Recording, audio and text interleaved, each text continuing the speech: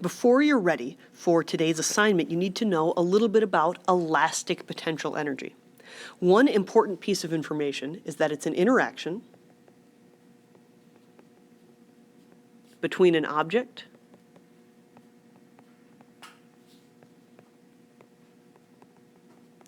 and a spring.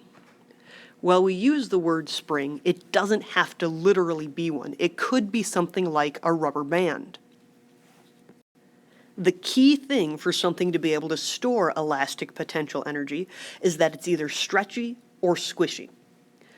Now, if we think about a rubber band, this can be a great example of elastic potential energy. When you have one that's just relaxed, it's not going to contain any energy though. If you were to let go of a relaxed rubber band, it would just sit there. However, if you stretch it out, it all of a sudden will want to bounce back, which tells you that it's holding some energy. The other way an object can hold some elastic potential is if it's compressed or squished. Now that you've got kinetic energy, elastic potential, and gravitational potential, we're ready to take a look at today's assignment. On this assignment, you're going to be sketching qualitative bar graphs to represent the types of energy that an object has at different points in time. I'm going to go ahead and use number 3 as an example. The first thing is that this is showing snapshots of several points in time, and you're going to need some way to identify those points. Go ahead and just label them A, B, C, D, and E. The next step is to define what's called your system.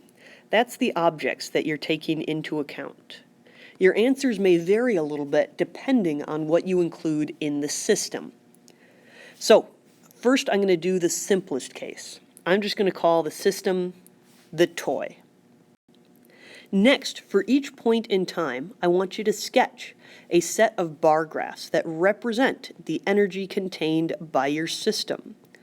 Go ahead and label your x-axis with the 3 types of energy we're dealing with. We're going to keep these qualitative, which means that we're not worried about numbers, but I do want you to be accurate in trying to show which type of energy is the biggest at any given point in time. So I'm going to have you construct these bar graphs out of blocks, just to make it easier to see which one is supposed to be taller. So in this case, if my system is the toy, there's nothing for it to interact with to cause some gravitational potential. So I'm just going to put an X. That X means that I've thought about that type of energy and decided that it's just not there. Now, for the elastic potential energy, the text of the problem says that the toy is wound up and moving at a constant speed.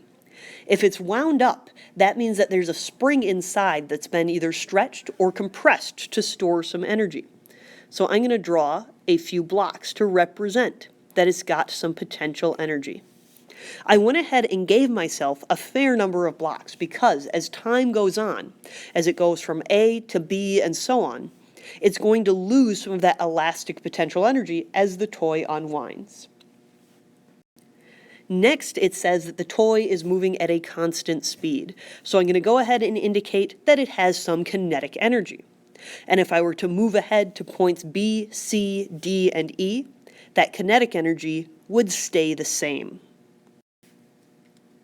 Now I want to show you what would be different if you define your system a little bit differently. So this time, instead of just saying my toy is the system, I'm going to say the toy plus the Earth. I'm going to go ahead and sketch the bar graphs for A. So I'll go ahead and make my x-axes with those 3 types of energy we're dealing with today. This time, all of a sudden that toy has something to interact with to store some gravitational potential. So I'm going to go ahead and indicate that. The rest of this would look exactly the same as it did previously, where just the toy was in my system. In this particular problem, accounting for that gravitational potential energy doesn't add much to our understanding of that toy's motion.